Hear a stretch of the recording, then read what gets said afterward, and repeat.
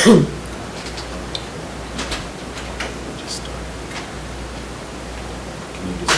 you set the flag into the camera when you're ready to go live? Tom, we're ready. We're going.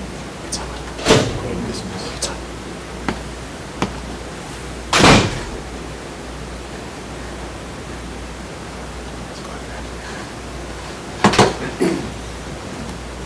Good evening. Welcome to our virtual town hall meeting regarding the water crisis in our community. Thank you for joining us from home or from your office. We appreciate you taking the time to listen to what we have to say today. Just a short, brief history to give you a little bit of history regarding where we are today. Because of the wildfires up in the watershed extends from Montezuma Pond all the way up to Calf Canyon and all the other areas above the Montezuma Pond. Sustained some damage during the fire, and because of the damage to the watershed, the rains are washing in debris into the river, and so although we had a very fruitful monsoon season, we weren't able to capture but very little of the water that was coming down the Guyanas River. So it put us in a situation where we only had so many days in storage and so many days for consumption for our community.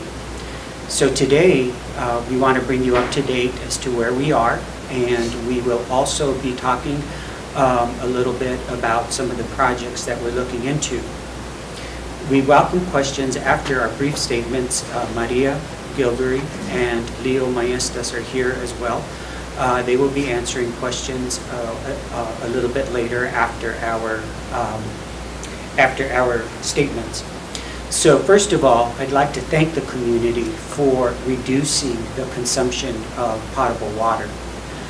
It's been estimated somewhere between 200,000 gallons a day are being saved by the citizens by just not using the tap water.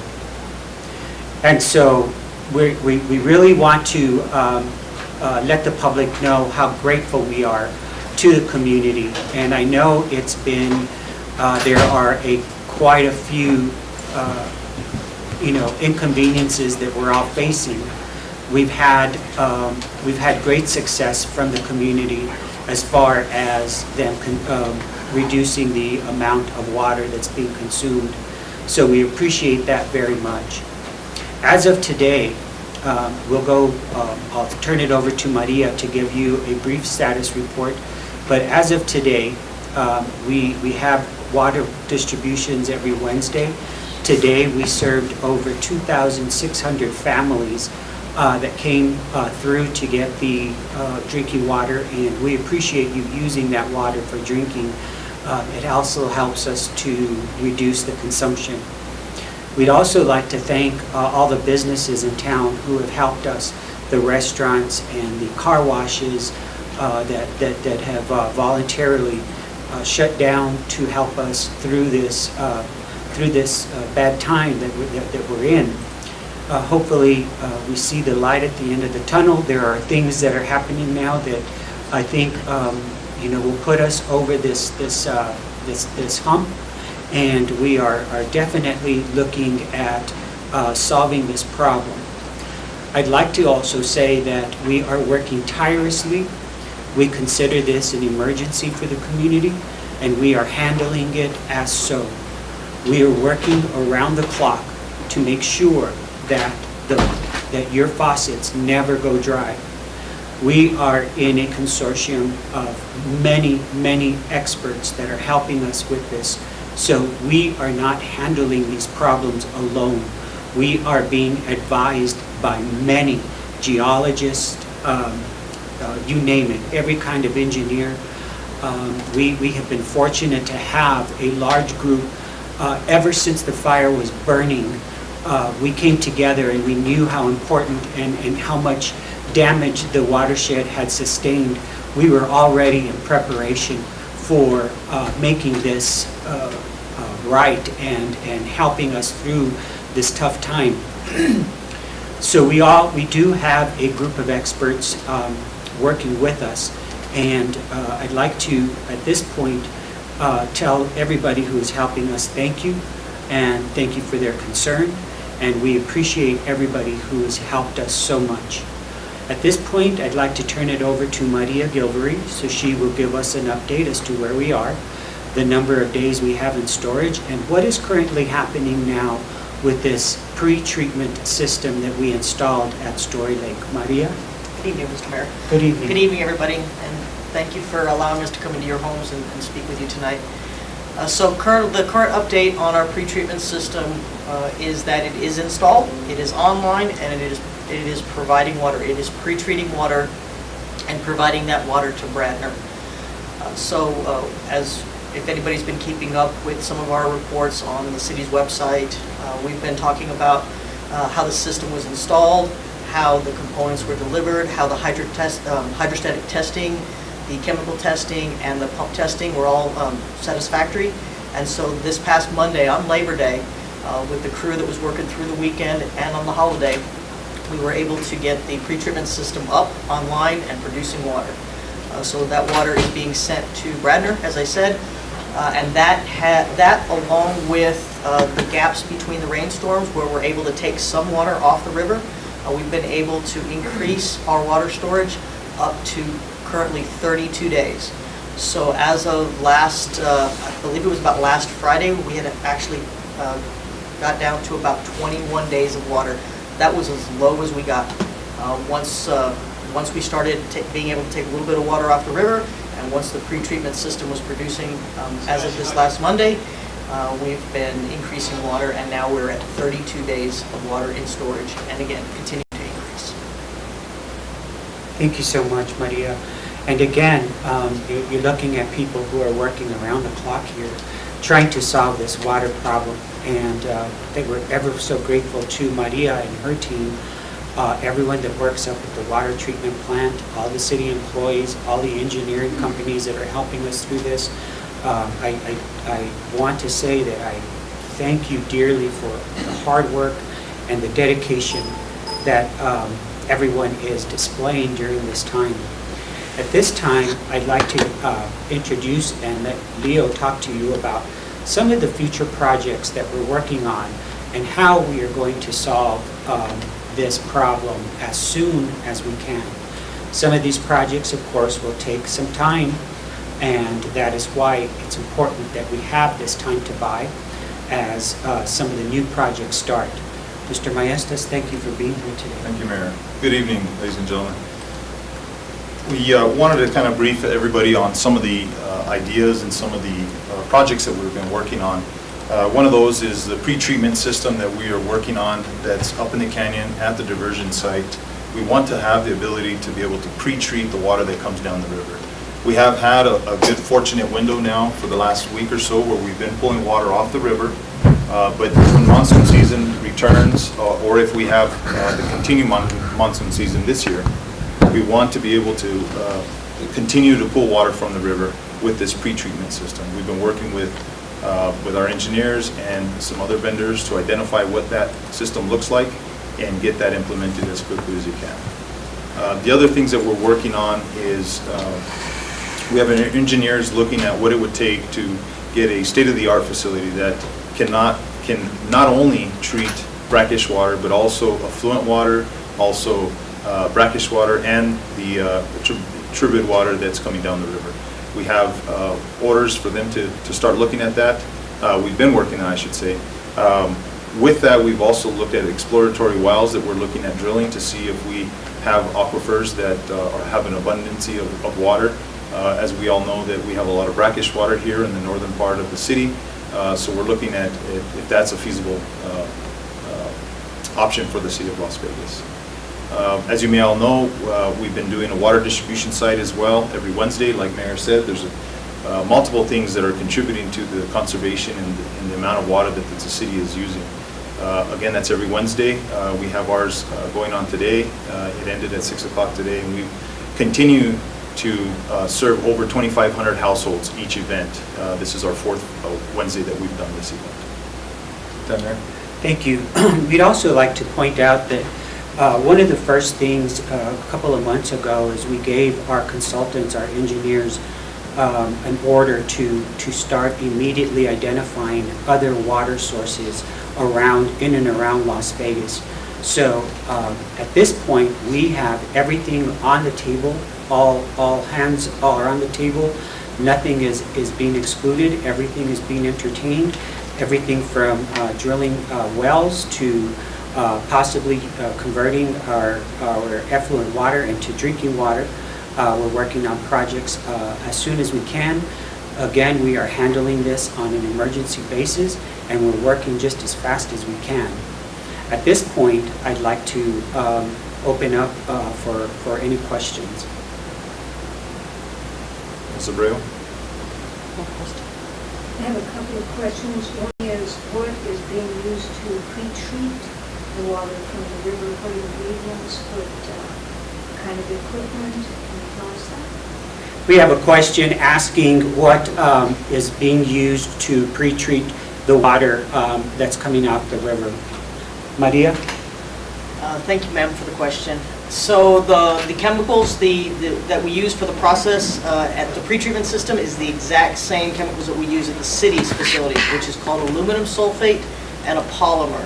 Those two components will will combine with the organics to help the organics settle out, and those two chemicals settle out with the organics, and they end up being disposed of. In this case, they'll be disposed of at the landfill. That's aluminum sulfate and what else? A polymer. Polymers, which are plastics. So this would be aluminum sulfate and plastic as a composite, and then that's being used to filter? So those two have the organics basically attract to each other, and they become heavier, and then they settle out, and then we end up taking the water without the chemicals and without the sediment. We end up taking that water to the treatment plant, and the chemicals and the sediment are then hauled off for disposal. And to where, because aluminum causes Alzheimer's. We're using our landfill in Wagon Mountain for refuse, yes. And my other question was, you said helping families, and you're talking about providing gallons of water or water with food, right? Is that what you Yes, meant? ma'am. So today it was like 2,600 families, and they're getting cases of water.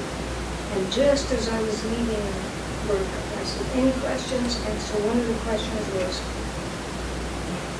can the city give vouchers so that people can buy their water wherever, or maybe they can buy pitchers so they can filter the water from wherever?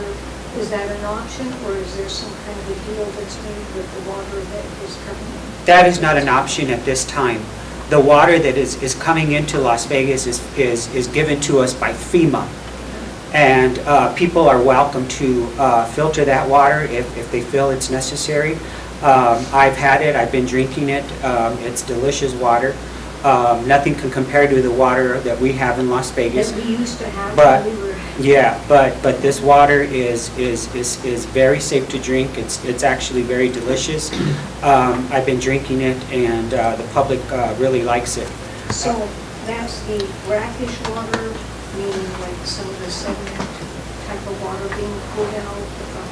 Is that kind of brackish you're talking about? Or is it wastewater from industries, not from the fracking industry or any of those brackish waters? No, ma'am. I think you're talking about two different things. So the water that we're giving out, to the community is so that the community doesn't have to go to the tap to drink water. Okay. So that's perfectly good drinking water. And we have perfectly good drinking water coming out of the tap as well. Okay. So there's no reason why you would have to filter the water. If for some reason you can't attend our event, you're fine with drinking the water from the supply. It's just that we want to conserve more of that water, and that's why we're supplementing it with water supply. Each household is getting more than 20 gallons a week at this event. So about the water usage from the tap, somebody said, oh, you can't brush your teeth with it or wash with it. Our water is completely safe. Very If good. you turn on your tap and you drink the water, it's completely safe. Absolutely. Ms. Abreu, is there a question? Yes, sir. Okay. From Paul Vance, he asked you, would a state-of-the-art facility be paid by state or federal monies? or both at what ratio? At this point, we are billing the federal government for every single thing that we're doing. We have not had to pay a cent as of this far. We intend, my job is to hold the federal government responsible for every expense. We are assisted by the state. The governor has been tremendous to this community. She's helped us with some emergency funding for this pre-processing plant, and we continue to rely on the state for future projects. However, they are being reimbursed by the federal government, and our intention is to bill the federal government. If we have to upfront the money in some way, we are looking at other finance sources to assist with the funding of these projects. However, at this point, we have not had to pay for a single cent, and that is our intention. We have a next question from Nate Royale. Is there a place we can fill tanks to use reclaimed water? Mayor, if I can answer that question. Yes, we do have reclaimed water at both the wastewater plant and at the city utilities. City utilities hours are 7 to 4, about 4:15, 4:30. A lot of times we stay a little bit late to make sure everybody can get the reclaimed water, and then you also are able to pick it up at the wastewater plant. We prefer to have the larger tankers go to the wastewater plant, so commercial entities that are no longer allowed to use water out of the hydrant, that's the only water they're allowed to use. So that is available at the wastewater plant. Are we talking about those, like the water buffaloes that are provided somewhere? But it's not potable water, it's only like for plants, greenhouses, whatever, but not for... Non-consumable, yes. Effluent water cannot be used on anything that's consumable per state regulate, per our permit. Yes. So it's intended for landscaping. Is there another question? Yes, there is. Angie Nation would like to ask, how long do you think this process will take before we are back to somewhat normal? I know the water has been a big issue for Las Vegas for some time now, and it took a man-made event for something to be done. So I'm saying this because winter is coming, and we all know that we will have water line breaks that will cause our supply even lower. So, once again, our intention is to move out of stage 7 as quickly as we can. We are giving this opportunity, giving this filtration system and taking the water off the river an opportunity to fill the reservoir. Once we know we have enough water, we can possibly move to another stage. However, our goal is to get everyone off the stage 7 as quickly as possible. We do know that the winter is coming. We do have antiquated water lines that will break. We are doing constant monitoring of high consumption, and we are on every single leak that happens, and when we're notified, we answer to those immediately. So thank you, Angie, for your question. Elaine Estrada would like to ask, is there a place to recycle all the plastic? Hi, Elaine. Thank you for the question. At this time, we are not recycling any of the plastic.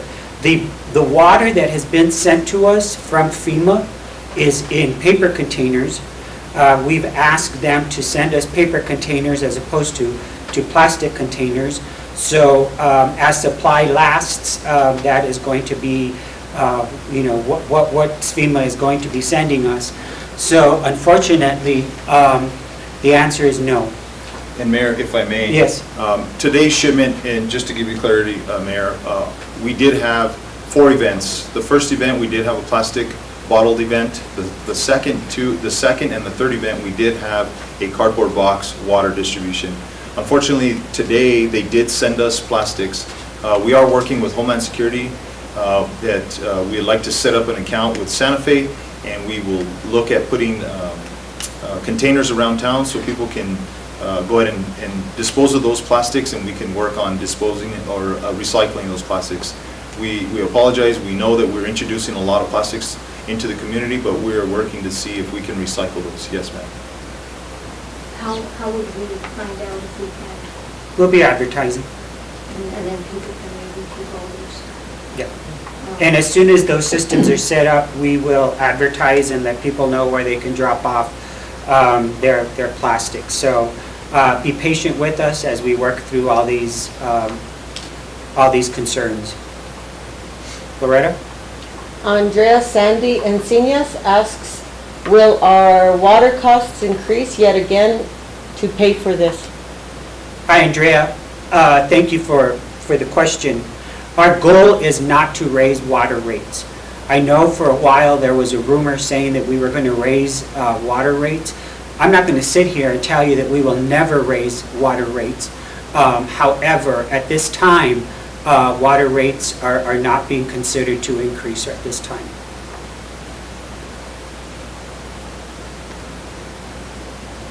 And this isn't a question, it's two comments. Something I learned about was a dripping faucet, anything that we can use. Some people put drips in the back of their toilets. Some people don't. You know, if it's yellow, let it mellow. If it's brown, flush it down. There's all kinds of techniques to save water in the home, including what a lot of our ancestors did was water outdoors with dishwater and gray water and things like that. But one thing I learned is a dripping faucet, if there's even just one drop a second, it will use up 3,000 gallons, which is the equivalent to having 200 showers in 1 minute. That's how much is lost. That's correct. And people, we have a comment that's saying one drippy faucet, a slow drip, Yes.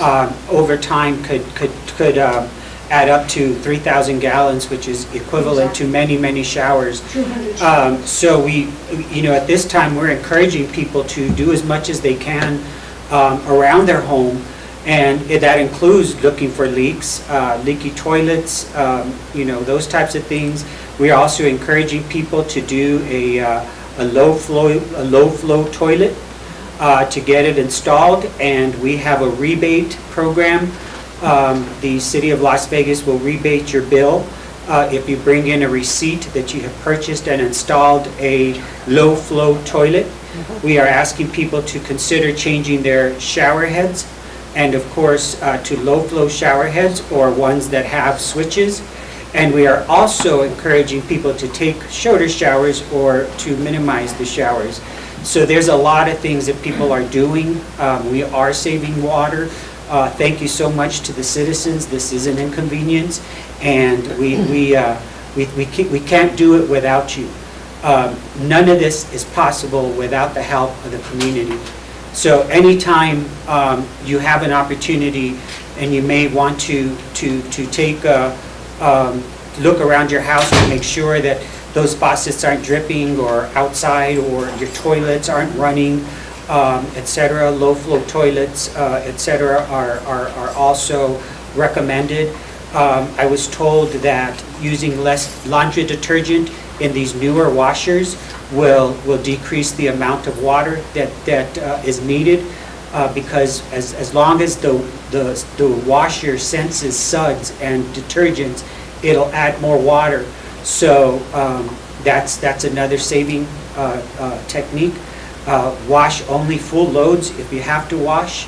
If you can go a while without washing, that's fine too. So all those are actually very, very helpful hints. Are there another question? Is there another question? No, Mayor, there's just some thank yous. It says, thank you, Mayor Louis, you're awesome, from Julian Quintana. We'd also like to say thank you from Tommy Jaramillo. It says thank you. Thank you, Tommy. We say thank you, every person involved, help our City of Las Vegas. I'm very grateful for all your hard work. Awesome team work. God bless you all.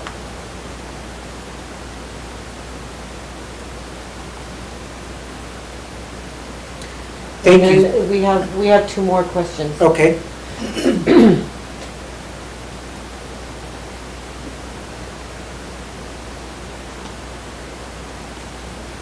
Anne Marie, Armijo Glenn, let me see, Joseph Jaraguberry? Jarugaberry? I'm sorry. Are we and will we ever be on track for over 100 gallons per household in terms of water usage? Also, is there any plans in place to address sediment buildup for customers? So for the 100 gallons per household, so right now we are at, the goal was for 44 gallons per person per day. So that's obviously related to the number of folks in the household. So, and with the community already reducing consumption to the point where we're able to gain water, I don't see us going to stage 8 or stage 9, which would have potentially higher targets.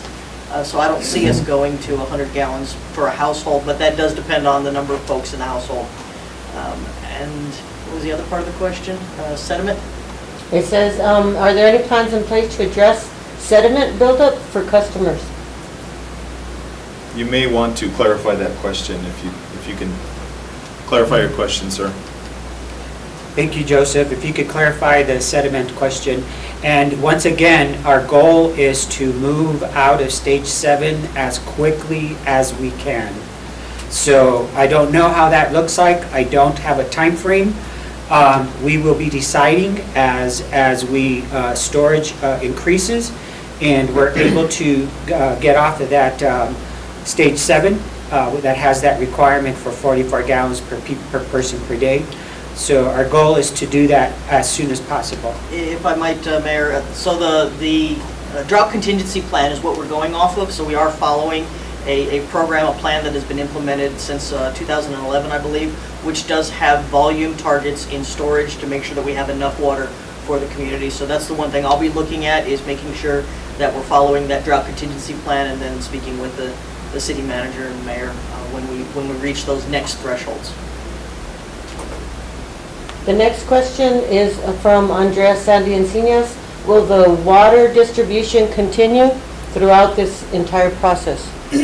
We're told that as long as there are customers picking up water, that FEMA will continue to send water. So we are encouraging people every Wednesday to, if something happens and we don't get our shipment in, we will announce it. But our intention is to have a water distribution every Wednesday until further notice. From when to when? They're from 9 in the morning till 6 in the evening And where? at the recreation center parking lot. And is this filtered tap water or is it spring water? Do you know? This is bottled water from large distributors from across the country. But is it spring water as far as you know, well water, or Some- is it just tap water? Some has been spring and some is from municipalities. Just drinking water? Yes, ma'am. But it'll say on those bottles? Yes, ma'am. And I just wanted to thank you for putting all these hours in and all the thinking on a local level. I'd Thank like to say something about the state, because this is actually bigger than just our little Las Vegas and our little forest. This is going across the country, and it's a global fire, droughts, and so I do a lot of research every night, and that's my background is biology, but also it's allowing me to look into some of the chemicals and things like that, and whatever is in our water, in our air, on our forests that are sprayed, makes the trees more incendiary, makes the fires last longer, burn hotter, and the fire people are saying, this is unusual, so anyway, I have a lot of information on that part. But I wanted to say something about a few years ago, like maybe 5 or 6 years ago, there was a vote on whether or not we would have the home rule.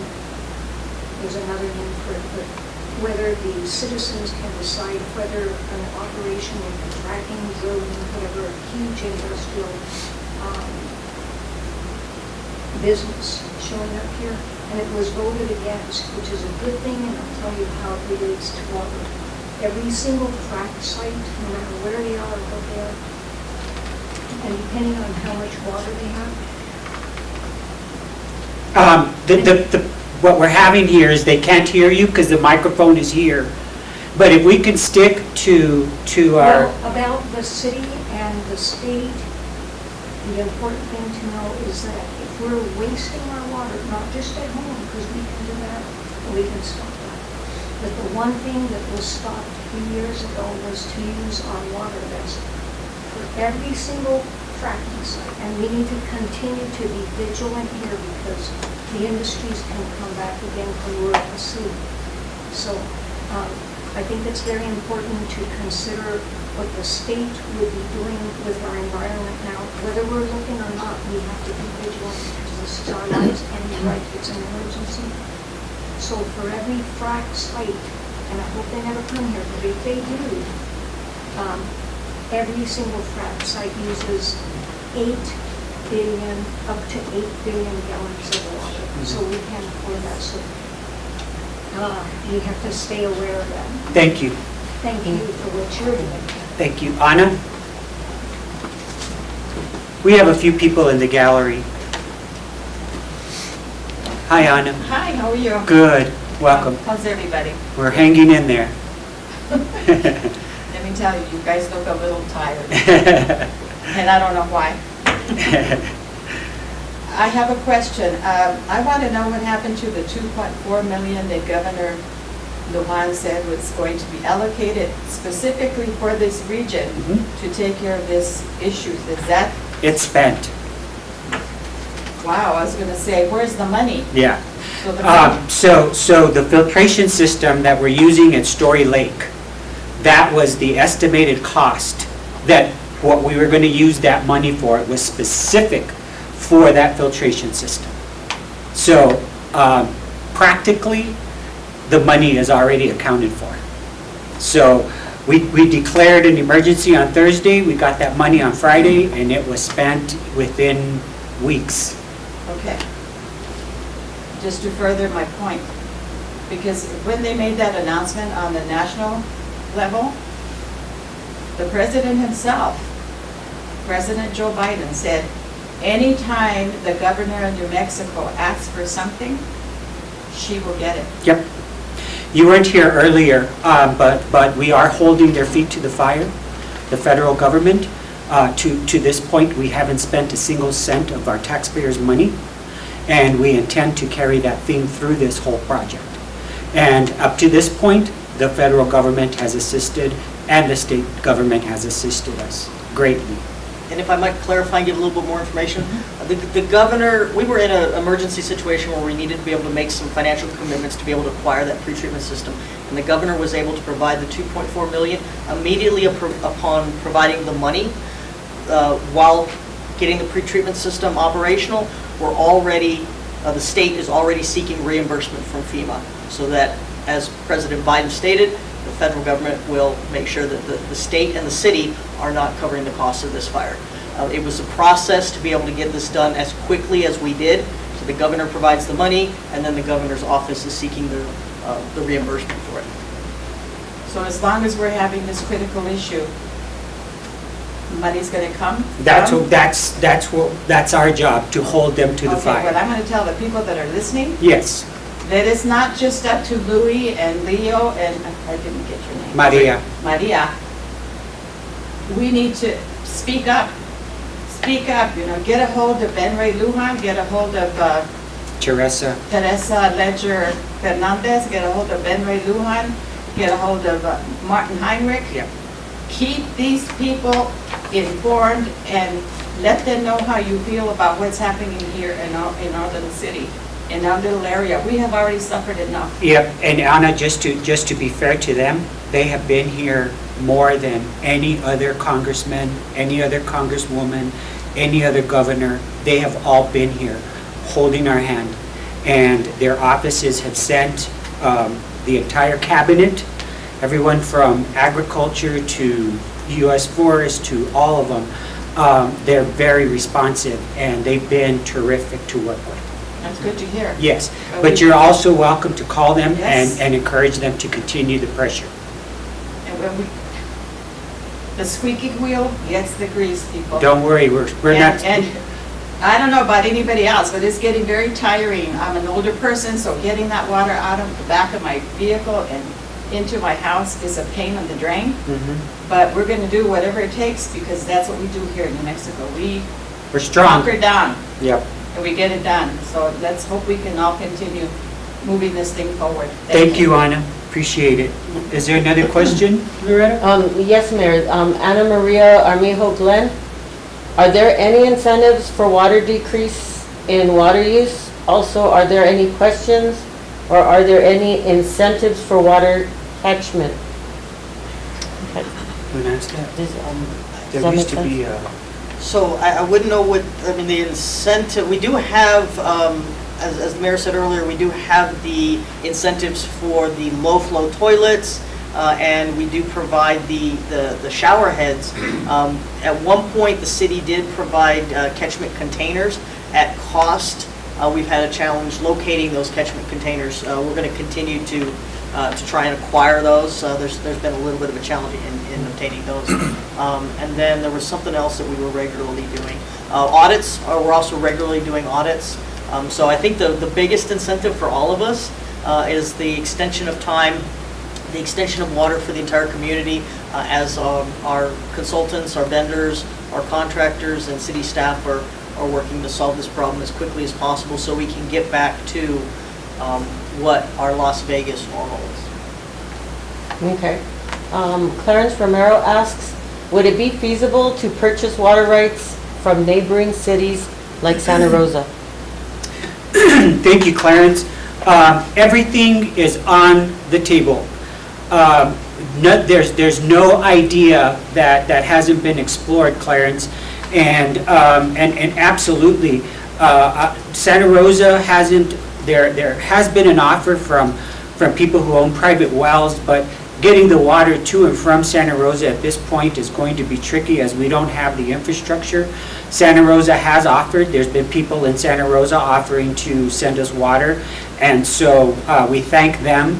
But everything is on the table. We have explored we've turned over every single rock, to look at available water that we might be able to tap into, including lakes, reservoirs, different wells around the town. So we are entertaining every single idea. Okay. The next question is from Joseph Jaraberry. Sediment buildup in our private infrastructure has proved to be a problem. Sediment buildup does in fact keep our toilets running and damages shut-off valves within our businesses and households, even if we are not present. The question is, will there be future plans in place to address customers' concerns for such issues, and if so, will those be implemented in the infinite future? I'm going to let the other expert talk about this, but I want to add a little bit. The state-of-the-art filtration system that we want to purchase eventually may have components that would minimize some of those heavies that would contribute to sediment in pipes. Am I in the right direction, Maria? That is one of the things, the treatment system, one of our challenges is being able to settle out as much of the sediment as we need to be able to go through our filtration system with that and meet safe drinking water requirements. With the improved system, with the new system that meets modern standards, we'll be much more efficient at that and be able to address that. I know Mr. Druberry had an additional part of that question. The second part was, are there plans for substantial water infrastructure replacement under roadways specifically for the next decade to come? So I know that we're in the process right now of multiple water line replacements, Baca, Parkway, North Gonzales. So the city has Hot Springs. Thank you, Hot Springs. The city has put a lot of projects in progress, and I know that, and I apologize, I know they've been kind of impacting residents as they try and get around town, but we are trying to replace a lot of the older infrastructure, and we are seeking additional funding If it's not related to the fire, we're going through our normal process of seeking funding from the legislature to replace 7th Street, 8th Street, a lot of the older water lines that need to be replaced, especially down on the southern side of town, maybe down on Railroad area. We also want to do infrastructure improvement there.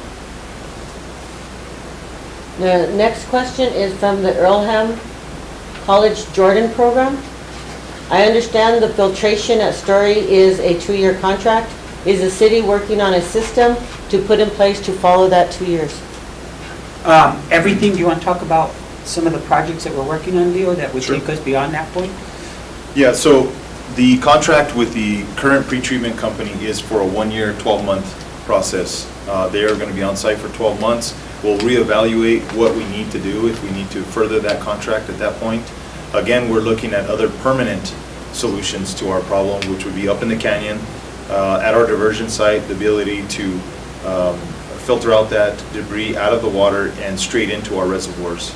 That would be our permanent solution, along with remodeling our current filtration system at the plant. Thank you for the question. Chris Garcia says, apologies if you have addressed this. I recall reading about possible sewer runoff into Story Lake. If true, will that have any effect on the lake water? Of course it would. However, from my understanding, it was a leak that occurred. Again, you have to think about this, Chris. Thank you for the question. The water is being filtered as we're pulling it out of the lake to remove any of the harsh heavies. It then goes to the reservoir, and then it goes through another filtration system before it reaches your faucet. So there's a 2-point filtration. One, when we get it out of out of the lake, and then it goes to Bradner. Once we take it out of Bradner, it goes through our treatment center again, which goes through another filtration process before it hits your faucet. So we don't expect any of that to damage or to affect any of our operations. And if I may, Mayor? Yes. So on that topic, there was a conversation that came out. It came out over social media. Again, that's a private line. It's not a city-owned line. After that was brought to the social media's attention, the environmental department came in. They did testing of the river, of the canal, and of the lake tied to those claims, and there was no substantial findings based off of their tests. Any other questions? Yes, there's a couple more. Okay. Jennifer O'Neill Garcia, she asks about recycling for water bottles, and we did address that earlier. Yeah, hi Jennifer, thanks for the question. Nice to hear from you. Definitely, we are, as the manager stated earlier, we are looking at possibly setting up a contract with another city so that they will take our plastic, and then we would set up recycling bins here. Joseph says, final question. Do we have plans to make the watershed a secondary source of community water? Have we done any initial research in terms of well water, processing sulfur water, or acquiring water rights via the Canadian River watershed? Everything, thank you for the question, Joseph. Everything is on the table. Everything that you mentioned has been considered. Whether or not, so we had, one of the chores I gave the engineers about a month ago was to look at every single water source around Las Vegas and close to Las Vegas, including lakes, rivers, wells, domestic wells, us drilling wells. So everything is on the table at this point. We had a very good meeting yesterday. They produced a report for the city that names all the different water sources, and so we were just excited about the report that was presented to us by our consultants, and that is sort of the building block to give us more ideas to go after. Louis, Yes, and is this whole process that we're going through now, is this being overlooked by Corps of Engineers or Corps of Engineers? it's being overlooked by everyone, Anna. Yeah. Army Corps of Engineers was here once the fire was out in the watershed. They got going on saving our infrastructure. They were here just as the fire went out. They started building big gabion baskets on the Guyanas River and mesh fencing to keep back the boulders and the trees that were coming down the river during a really bad storm. Hadn't they done that, we would be in a worse situation. So those projects are being overseen by them. We're being overseen by the Drinking Water Bureau. We're being overseen by FEMA. We're being overseen by Department of Agriculture. We're being everything. All eyes are on us, and we're fortunate for that right now. We got their ears Yes. and their eyes. Yes. We need boots on the ground. Yeah. Mayor, Andrea Sandiancinas asks, how will the restaurant survive without water to cook? If it comes to that, will they have to shut down? That is not in our equation at this point. Obviously, if there's no water, they would have to shut down. But that is not a trajectory where we're going to go down right now. Our goal right now is to make sure that the water is available. And even if something happens that we have to boil water, we would let the public know, and then restaurants would have to deal with that then. However, our biggest concern right now is that we want to always have water available for our residents, and I'm an optimist, and I think that's where we're all working for. So thank you for the question. And Donilia Sandoval says, thank you, Mayor Trujillo. Thank you, Donilia. I appreciate your feedback and your concern. Keep praying and sending those good vibes. I appreciate you. No more questions. Okay. Some of the other things that I want you to keep in mind is, our local delegation has been very, very busy lately. Senator Pete Campos and our representative Ambrose Castellano, they call us almost on a daily basis wanting to know what they could do for us. The governor has been in Las Vegas more than any other governor that I can remember in my life. She has been here through everything, even when the fire was burning the hottest. And we thank the governor for taking care of Las Vegas. We thank our delegation, our senators, our U.S. senators, our representatives. They all know what Las Vegas is going through.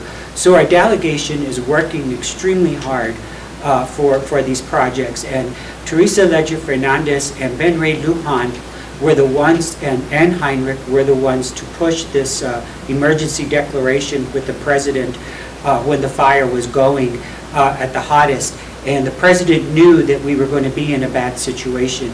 And they passed that emergency declaration, which freed up a lot of federal resources and federal money to come our way. So we appreciate everything that Washington and Santa Fe is doing for us. We are on their list. We appreciate all the work that they're doing for us. We have their ears, we have their eyes, we have their phone numbers. They have been very generous in giving us information and providing the community with all the information we need. And we're very thankful for the delegation. Do you have any comments, Maria? Anything? I'd like to say I'm thankful for the company that's out here right now, the young men and the operators, the managers, from BWR, Rain for Rent, and I believe a couple other companies that are out here that put the system together within a few short weeks. If I'm not mistaken, it was August 12th-ish when the contract was signed, 12th to 15th when the contract was signed, so within less than a month, they went from contract to the components on the ground and configured, everything tested, and producing water by this last Labor Day. So that was within a 3-week period that happened. So I'd like to say a big thanks to them for We're working on a quick schedule, which couldn't have been done without DHSEM and several of the staff there that I communicate with on the daily basis to keep this moving forward, as well as a local staff, water treatment plant, water distribution, project management. Many of our staff members could be here for about an hour if I started naming everybody, but everybody knows who they are, and much appreciation from me to those folks. Including weekend and the holiday. Including weekends and holidays. They've been at it, around the clock. Again, we're handling this as an emergency, which it is for our community. We want to stress to the citizens that we are doing everything that we can, that we are relying on experts outside of the city of Las Vegas to help us through this crisis. We are relying on the absolute best experts, engineers that have designed filtration systems before. We are relying on the knowledge of people outside of the city of Las Vegas, and we are so happy that we have a huge consortium of experts that are consulting us through this issue. Any questions? Yes, Mayor. Margaret Romero says thank you for all your hard work. Elaine Estrada says thank you, and all of our government officials for your hard work. And we have a question from Jerry Mays. He asks, is the pre-treatment plant in operation, and how much water is it treating? Does it even meet our need? Thank you, Margaret Romero, for your comment. I really appreciate it. And Elaine Estrada, gracias for reaching out and sending those vibes. We definitely need them at this time. And for Mr. Mays, yes, the filtration system is working and pumping. Maria will talk to you about the volume. Thank you, Mr. Mays. It's a very good question. The system is producing about 1,000 gallons a minute, which is equivalent to about 1.5 million gallons per day. And so that is more than meeting the need, our current needs. But along with the pretreatment system, again, right now, we're able to take a little bit of water off the river to supplement that 1.5 million gallons a day coming from the pretreatment. So we are adding to our storage, and we're currently at 32 days of water in storage. And we did get down to 21 days of water in storage about, I think it was last Friday. I'd also like to thank the people in the gallery. Our Councilman David Romero is here. Tom Clayton, our district attorney, is here. And our attorney, Scott Aaron, and Anna Ortiz-Rudolph, and I'm sorry, Bernadette Fernandez, who I've known for years. I'm sorry, I forgot your name. Okay. I'm a little nervous. But there's a few people in the gallery, and thank you for being here tonight. Any other questions? Joe Montano asks, what's the status on the Taylor wells being used as the city allocated millions for these wells? Thank you, Mr. Montano. The well field is in operation. I'll let Maria talk a little bit more because she knows exactly which wells are being used and the volume that we're taking from them. So thank you, Mr. Mayor. So yes, Taylor wells 2R, 2A, and 4 are operational, and they're providing water into the Taylor well tank. So I do have city staff currently working on a particular zone challenge to make sure we're maximizing the water that's coming out of the well field and being able to blend it with this river water and pretreatment water to continue to give us even more days. But Taylor wells 4, 2R, and 2A are operational. And again, there is a challenge that my distribution staff have been working on every day for a while so we can maximize that water from the well. Thank you, Mr. Montano. Bill Carroll asks, is the city going to ask or mandate hotels and motels reduce water usage? Are visitors in hotels being told to conserve or motels to close a percentage of their rooms? So we are working closely with the motels. We haven't asked them to close or limit the number of guests. But that is one of the reasons why we chose to limit the different activities that we canceled around town, is to avoid people coming to visit us at this very bad time. Hopefully that changes and we'll be welcoming more people into Las Vegas. Absolutely, the hotels and motels are helping us. I understand they're only changing the sheets upon request from the customer. but they're not changing them for every use. We are working with large water users like the hospitals. We are working with the school districts. We are working with every type of business in town. That's a very good question, and all of them have been very cooperative at this point. So are you talking about also the car washes, Car washes have voluntarily closed. laundromats? Laundromats are open because it's a vital need. Joe So- Montano, thanks you for the update. Oh, thank you, Mr. Montano. And we have asked the university, along with our recreation pool, to be closed so that we're not trying to keep up with the refilling of it. We've also coordinated with all the lodging hotels, motels that do have swimming pools as well to close their pools as well. Somebody mentioned this was regarding the music on the park. They were wondering, everybody's there, nobody's flushing toilets, having showers, having baths, cooking their meals. Why would they be refused access to the park and music? That was the question that somebody. They're never refused access to a park. Everyone is music. always welcome to go to our public parks. I meant- The music, we felt that it brought people out and it crowded the establishments, making them use more water and so forth. Those were some of the decisions that were hard to make. The People's Fair brings 3,000 to 4,000 people to town. Those people need to use the bathroom and eat at our restaurants and everything. And these are. And we didn't cancel anything. We're hoping that once we get through this spell and we have a nice October, we may be able to bring back Fridays al fresco and some of those other activities. But for right now, we're trying to conserve every single drop of water that we can. Well, the point was, I guess, that they're thinking, well, who's using water here on the park? It's not like they're people from out of town renting rooms using. It was a very tough decision, and we know how much people liked it.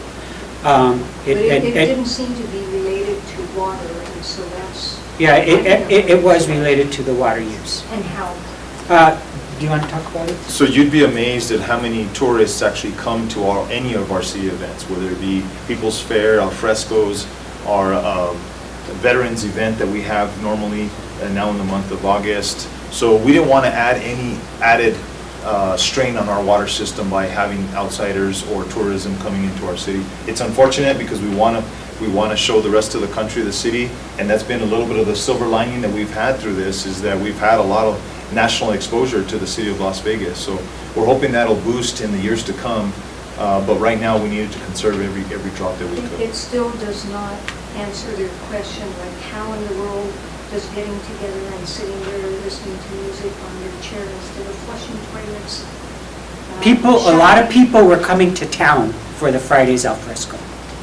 It wasn't just local people. Staying in I can see hotels. like the big events, but like it's not a community event that brings in people from Albuquerque and all over the place. You'd be surprised.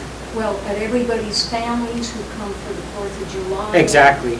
But on Friday al fresco, just some local band playing and local people. We'll get back to that as soon as we can. Yeah, so anyway, is that what I should tell them? Yes, So it was a hard decision. it was a very hard decision. And whether it uses more water or not, that's a whole other question, so I don't know how to answer that. But I did want to say that I had a question about the wildlife. Maria, is it you who might know or who might know? What is your question? How is the loss of water up for the bears and the birds and everything else? How are they being impacted by the water loss or the toxicity? So Fish and Wildlife has already, they've been working on a plan to restore the fish and wildlife in the river and to make sure that the wildlife is safe. But that question would probably be best directed to Fish and Wildlife because they have an entire plan on rejuvenating that entire river and the entire mountains. So there's a couple that I know have bears that are coming down because they're hungry and they're attracted to their orchard, their apple orchard. I said, take as many ground fall, you know, the apples taken to the perimeters of your property, the bears there, so they don't come. I don't know if that's a good option, do you think? Bears are hungry at this time of year. Yeah. They're going to eat anything, and they're going to visit you when they can. And eat And rotting people apples? need to realize that we live in their home. We do, that's a good point, thank you. Loretta? Bill Carroll says thank you. Thank you, Wayne- Bill. Wayne Saunders asks, will cold winter weather affect the ability to pre-treat the water? Hi, Mr. Sancher. Thank you for, we really miss you at the store, by the way. Thank you for sending that message in. Does- Good evening, Mr. Sancher. So the pretreatment, we are looking at making sure it is winterized. The priority was getting it here, getting it operational, and that's one of our next steps, is to make sure that the pretreatment is winterized, or that we have enough water in storage to get through whatever the winter months that we would potentially need to take the pretreatment system offline. The goal would be to make sure it's operational so we can use it whenever we need to, but we are assessing and making sure that the city is not impacted during the winter time. And I'd just like to just spend a second to explain that there is water that's coming into to Story Lake right now. So even though we're taking out water, we're replenishing a good amount of water that's going into Story Lake. And we're taking our share as well off the river because it's cleared up a little bit, and we're storing it up at our reservoir. But I just wanted to share that with the public, is that there's water coming into the lake, and so we're trying to replenish what we're taking out. Although we're taking out a lot, I don't know if we're able to replenish that much water. There actually is more water going into Story than coming out of Story right now. Okay. So there's good river flows right now. Good. Any other questions? Cynthia Montano makes a comment. Uh-huh. She says, at Hacienda, we got a porta potty for the public to use, a place to use the restroom. That was our way as a business to do our part as best we can. Wonderful. Thank you. Thank you very much, Ms. Montano. Carmen Yulabri Alcon asks, what about the city standpipe restrictions? Thank you, Ms. Alcon. So the city does have a treated water standpipe and effluent standpipe. So we do encourage everybody to come use the effluent standpipes at wastewater and at utilities. And for the treated water standpipe, the construction companies have not been authorized to use it. They've been restricted from using it. We are using it for household emergency use only, and I believe it's Mondays and Wednesdays. I'm actually not sure the second day. Monday and Wednesday. Tuesdays and Thursdays. Totally got that wrong. Tuesdays and Thursdays, but twice a week we are opening the standpipe for those who have standpipe only accounts, and we're making sure that they do get the necessary water for their homes. But that is for residential. We're not allowing, like I said, commercial entities to use. Are they limited? They are limited. I believe it's 200 gallons for that week, but they're eligible to come every week. Thank you. And can you explain what that is, Maria, a standpipe? Yes, ma'am. So the question in the gallery asked, what is the standpipe? So we do have a automated system at utilities that allows people to come and fill up a tank with treated water. So there are some people in and around near our community that are not hooked to the city system, but are in our area and are greatly impacted by being a local resident. But for some reason they don't have water, maybe their well went dry, and so we've allowed them to use standpipe water, but we are restricting it right now to make sure that we are limiting what's available to what they need and not anything excess. So standpipe is a piece of equipment that It's they a- can it's a- bring their own systems to fill up? It would be a pipe that comes off of the treated water line that is automated so that people are assigned, they can put in their PIN code and request 200 gallons and it'll fill up their tank for 200 gallons. They have to have a PIN code? They have to have an account with the city, so they still get charged for the water. Barbara Jean comments that they have been watering the Plaza Park, and I saw how people were upset. So the water that we're using on our parks, I get called almost every day. They're watering the golf course, they're watering the military park, they're watering, we have to keep those parks green. they are on effluent water. They are not using potable water that you can drink. So that is why we continue to have our beautiful parks, is because they're all on an effluent water system. So including the football field at Robertson, right? Yes, and West Las Vegas. And West Las Vegas, and the golf course, Military Park, Lincoln Park, Plaza Park are all on, Carnegie Park are all on effluent water.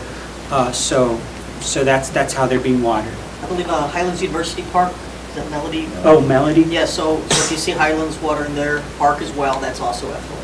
Now, on people's homes, sometimes you can see they have watering with effluent water for their yards or whatever. Are they impacted also by the drop in water availability, or where do they stand as far as the... There's no drop in availability of effluent water. Oh, okay. Yeah, only in potable water. Only- So we're going to start winding this up. There will be a chat, and to the questions and the comments that we didn't get to, we appreciate everybody being online, and we will get to your, what did that, one question? Which one, sir? Right there. Why are you watering? Why are you watering the parks and sidewalks, but prevent citizens from holding personal events in the park due to water issues?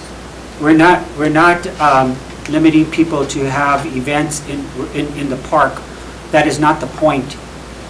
We are allowing the watering of the park to continue because they use effluent water. And that's effluent water that you cannot drink. And that is the type of water that is used for watering the parks. Even the plaza.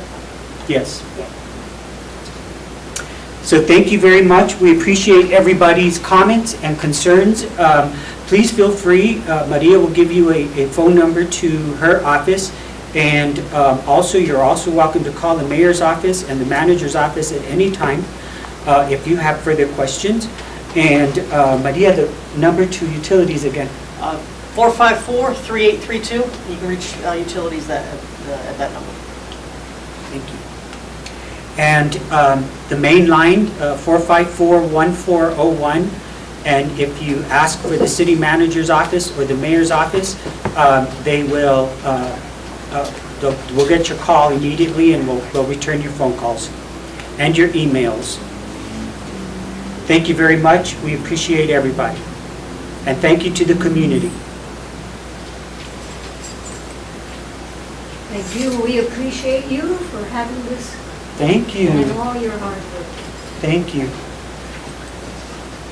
Onward. Onward. Working hard.